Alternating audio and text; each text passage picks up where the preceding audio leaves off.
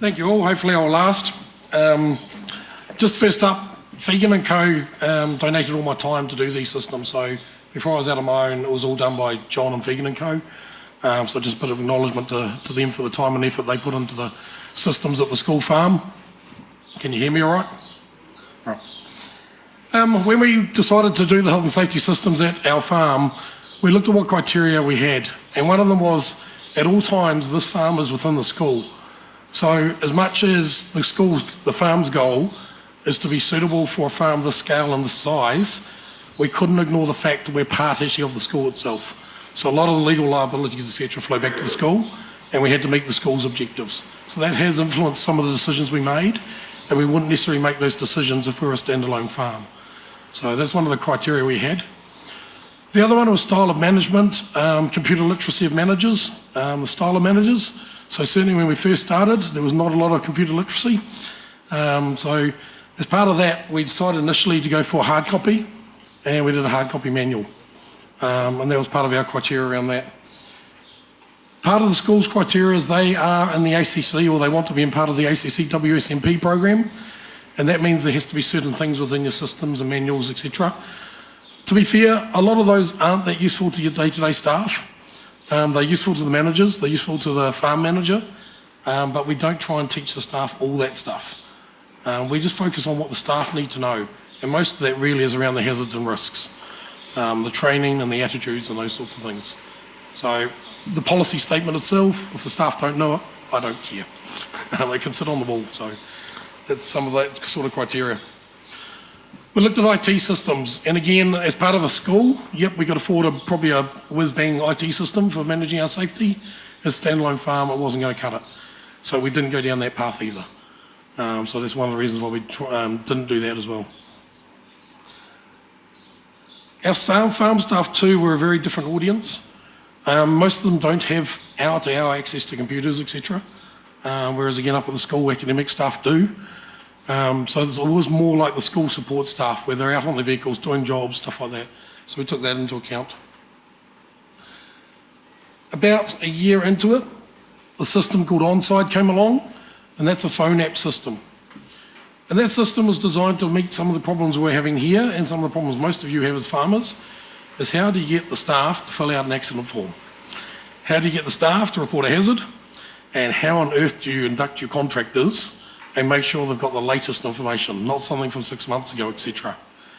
So we saw Onside as a practical tool for that, and we're using that now to assist with the accident reporting, hazard management and contractor inductions. And it does mean that the staff can do it instantaneously. They can take a photograph of whatever's happened. Farm manager, demonstration manager, and the school safety person all get pinged and know that something's occurred on site. So we thought that was a lot better. Plus, with the size of the school, knowing that a contractor might be accessing one of the other entrances is quite handy. And the farm manager's not having to be there to induct somebody. They can do it on the app. So that's again one of the reasons why we looked at that sort of thing, to just try and help manage the farm that way. In your brochure is a lot of the screenshots. I do appreciate the black and white. So I do have about 4 colour versions down the back on the table. So I'm not going to talk about everything that's in the system. If you want to come and have a chat to me and have a look at the colour versions, they're on the table down the back, and I'm happy to talk after this or at lunch. Where we're focusing now is we still haven't finished off all our hazard identification and what we're going to do around each hazard. So some discussions and debates still around speed limits. What should it be on the races? Should the helmets be worn inside a caged vehicle? Some of those sorts of things. So we're still having some discussions, etc. And then the interaction with the students. So should students be able to go eeling on the farm? How do we keep it safe given this farm has a walking track right around the outside of it? We've got rowers that go through it, etc., etc. So there's quite a lot, because our attitude is we don't want to stop those activities, but we want to keep the people safe. So how do we encourage students on the school to do stuff, but we're not leaving the farm liable as well? So we're trying to work hard on that. The other key part is the contractor management. It's probably one of the weaknesses at the moment. We haven't done a lot of contractor management yet. We haven't done a lot of inductions yet, and that's going to be the key focus in the next few months. We were going to do that anyway, but I just want to raise your attention to one of the cases recently that came out of Auckland. And I will transfer it to a farming sense, but it was Auckland City Council were prosecuted. They pleaded guilty. Along with them, the rubbish collection company pleaded guilty. The mechanics firm who repaired the truck pleaded guilty. And they are still prosecuting the company who leased the vehicles to the rubbish collection company. All for the brake failure on the vehicle and somebody dying. Now, where this relates to you guys in your context is, as a farmer, you hire a FERC company. They bring their trucks. They might have leased their trucks off another business, and then they might have a separate maintenance company. This is that scenario. Effectively, the farmer, in this case of Auckland City Council, was prosecuted for not checking that the company they hired had adequate maintenance systems. Right, now I know 9 out of 10 farmers I speak to don't really like this aspect of it, because it's like, well, they're the FERC company, it's their business, they should know what they're doing. I'm hiring a professional company. Why is it my job as a farmer to check what they're doing and how can I do that? But that's where the case law is. If you're not at least asking the questions around what systems and processes they've got, if you're not at least checking they're following them, you'll end up in court. Now that one there, the total fines were $125,000 under the old law and $140,000 in reparations. And that was all the way down the 3. So part of the context too was the mechanic knew the machine was faulty. He told the company it was faulty, and yet they still operated it until the parts were arriving. So that's why part of it's like, well, that's pretty obvious, pretty dumb. The vehicle was significantly past its service dates for its major overhauls. And again, all the parties carried on letting it being operated. The only reason I can see that the lease company is in the gun is the lease agreement included the fact that the lease company actually had primary responsibility for the maintenance. So it is important, what do your leases say? If you lease land, who's responsible for the tracks? For the school here, I know they lease land, and one of the questions we asked is, who's responsible for the larger trees? Is it the landlord or is it the school? Because when something happens, that's not the time to find out. So it's just, if you do have leases, if you've got leased equipment, make sure all the responsibilities are quite clearly in those leases, especially for things like track accesses and stuff like that. And in this case, maintenance records. None of the parties kept any maintenance records because they all thought each other was doing it. So, yeah. So look, that's one of the recent cases. Contractor management is a major change under the new law. They have said, look, those contractors are effectively your staff. The definition's changed. They're not a contractor anymore. They are your workers. And so that link under the new law is even stronger. And as I said, that case was done under the old law. So there's more of a direct line now under the new legislation. Any queries? We took some decisions too to, for example, we don't make people sign in here other than using the phone app. We made that call because we didn't see the benefit. We've got the sign at the gate that's got all the hazards up there. They handwrite anything that's changing on the day. As long as people stop and read that, they're aware of what's happening on farm. Some people say they need it for emergencies, but at the end of the day, whether you've signed in or not, I don't think that's going to help me find you an emergency. So that's the sort of decisions we were making there. Steve? Yeah, Mr. Mike Mann. Steve, how do you make people stop and read it, and what are the consequences if they don't?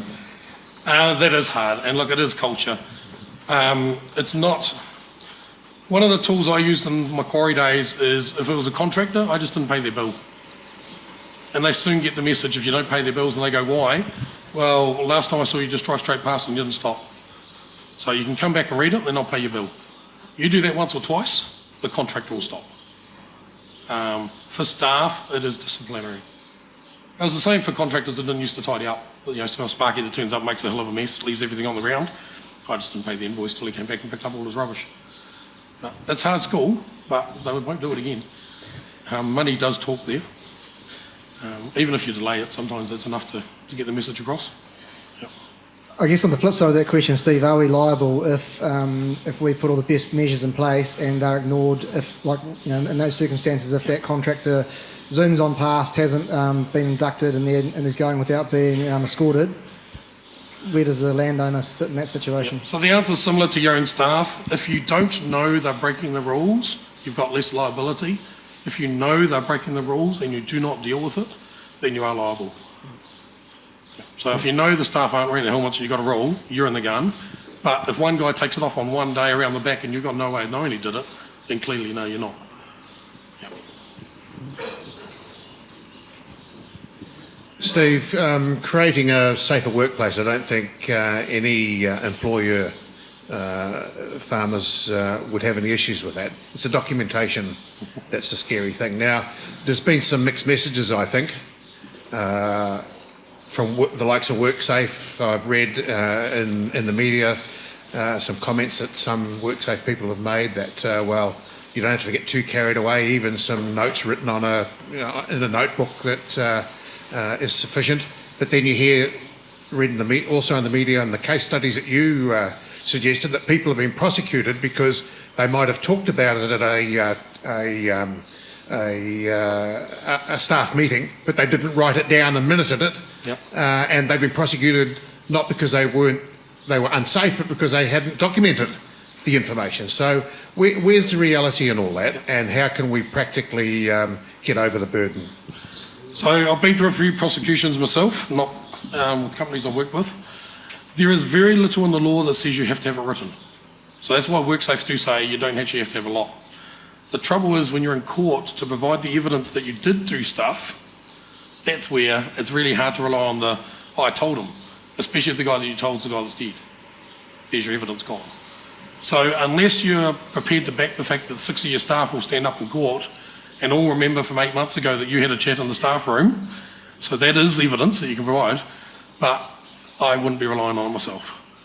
There are other ways around it though. It's things like putting the notes on the whiteboard of any major issues and taking a photograph of the whiteboard. That's your minutes. So unless we WorkSafe sort of right, you don't have to have the bells and whistles, but do something, record something. I've seen one guy who was a pest control contractor. He literally just had his diary, but he has accidents on the first page. He had all his maintenance records and receipts at the back page. And each day on each farm he went to, he had notes of anything he discussed with the farmer.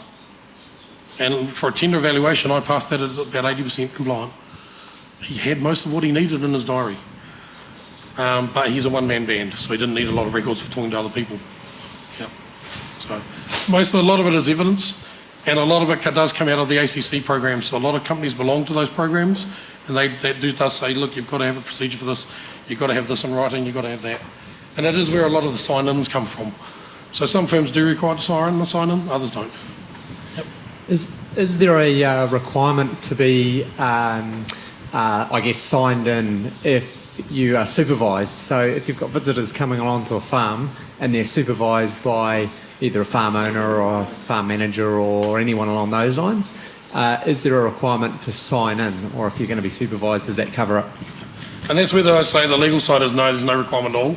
And what I say to a lot of my businesses is, if they're escorted, there's no reason to sign them in. Because if they're with you and you know the dangers, the only thing is make them aware of anything they could stumble across while they're with you. So if you are going to show them in depth part of the machinery and they could stick their fingers in there, then make sure you're covered off the bits that they absolutely cannot do. Just so you know too, your liability for recreational visitors, that the new law has actually helped clarify that a lot. And unless it's around work that you're doing, or your own buildings and structures, you're not liable for their injuries. So the new law clarified that. You're just talking about legally this. Is there some document or some simple thing that shows all the laws, like e.g. you have to wear a helmet because, or what the height of climbing silos where you have to have, what is the legal height, all of that. Is there a simple document or booklet somewhere that has all of that in? Short answer is no. I thought it was. Some of you will love it about the Health and Safety Act and the Health and Safety at Work Act. Some of you will hate it. It's around all reasonably practical steps for your organisation, your PCBU. And so they don't say for your farm you have to do this, and yet your farm you've got to do the same thing.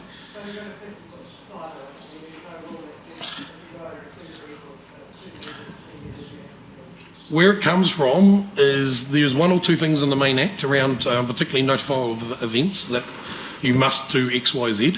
You've got to freeze the scene, you've got to till WorkSafe, etc., etc. So there's a few things in the act that says you must do. Then you've got all the regulations that follow it. So there's the general workplace regulations, and that's around potable water for your staff, changing conditions, living conditions for your staff. And there's some things in there that you must do. So for example, the guy that they were going to prosecute for the drowning in an effluent pond, any container of liquid other than stock water must be either fenced or secured. And there is a regulation that says that. So, there is some things that are under regulation and do have some particular clauses. The next part, and the new law has clarified this as well, but it existed under the old. If it's in a code of practice, and for example, the working at height stuff does start to come under that area, if it's a code of practice, it might as well be law. Because you have to either do what is in that code of practice, the equivalent or better. So you can do something else if it's a better design, but you have to at least meet that code of practice. And so it's where WorkSafe will say, oh no, it's not law, but it might as well be, because it's a code of practice. No, the WorkSafe website's actually quite friendly. So if you do go onto the WorkSafe website and go under industries and under agriculture, it has a list of the codes of practice that exist, and then it's got guidelines. And the guidelines are a step weaker. And so, for example, the helmet wearing on quad bikes, that's actually only in a guideline. The downside is it's also in the manufacturer's instructions. And then you look at the politics of it. Good luck not getting WorkSafe to take action if you don't wear your helmet. Because you just know in reality, that's one of their bugbears, it's one of their top 5 focus areas of the rural sector. So don't try, you'd have to have a lot of money to try and challenge it in court. And I encourage my clients, don't challenge it. Buy the helmet and wear it. Yeah. Steve, good morning. Mark Daniel from the Dairy News. Just backing up what the young lady said there, I visited a $500,000 effluent system in the locality about a month ago. And one of the bugbears for the guy who spent $500,000, there was no regulation about the height of the fence around the system, which I found absolutely outrageous. But going on a stage further, if God forbid, people get themselves in a situation where they end up taken before the courts, I'm led to believe that one of the big issues is the cost of getting good representation. So is there any mileage in purchasing any type of indemnity insurance to do this? It is illegal too, and it is illegal to even attempt to get indemnity insurance for health and safety. No, I'm not saying about health and safety. I'm about the cost of fighting cases. Cost of defence you can, Yeah. and that will cover reparations. So you can't get a insurance for the fine, but you can for the cost of defence, and you can for reparations that are awarded to the injured person. I can take it back actually, because I'm a president of a local golf club, and we've taken out an indemnity cost insurance to protect our board members if, God forbid, some visitors get hit by a golf ball. I just found out through my joy that my insurance as a single person in the company was $5,500 for a year. So in case I give these guys the wrong advice and something happens. So yeah, it's up there. My question involves, we're supposed to take all practical steps to make things safe. So why should we put up a notice at the gate? Because that isn't making anything safe, is it? The only reason why we have it is to pass on the information. So for most of the farms, there's no reason to, and particularly those little blue signs that says coming in here you must comply with the Health and Safety Act 1992, you might as well not have it. Save yourself $20, because that means absolutely nothing. So a new sign I've got for a different client just says you must either be inducted, escorted, or just dropping off supplies, or phone the farm manager and the farm manager's name. So I'm trying to, from what I advocate, is just have the minimum information to try and get the person onto your farm safely. Fonterra might not like this, but I do say, look, the tanker roads are audited that much that it's pretty damn safe to get the person to the dairy shed. So don't worry too much until they've at least got to the dairy shed, and maybe have your information there. Because that tanker road, if it was dodgy, they're not going to be picking up for you anyway. So luckily, sort of Fonterra do that job for you. One last question at all? Yeah, look, we've just got a couple of people now just learning. It's quite healthy on farm. Yep. Sorry, just by what? Just want to repeat the question, Steve? Yeah. Yeah. There is an AS NZS standard that they're supposed to meet, so if it was found that because you had the wrong helmet that was the contributing factor to the injury, then you'd still be in the gun. But I've got clients who go between the horses and the vehicles, and I said, which one's actually the better helmet? And they said, the horse one. I said, it's your call as the owner, I would wear the horse helmet, and I wouldn't worry about my quad. Because to get the staff to take one off and put one on, take one off, put one on, it's not going to work from a human behaviour point of view. So, yeah. Need time up? Or? Yeah, I think we'll have to keep ticking along. Yep, thank you.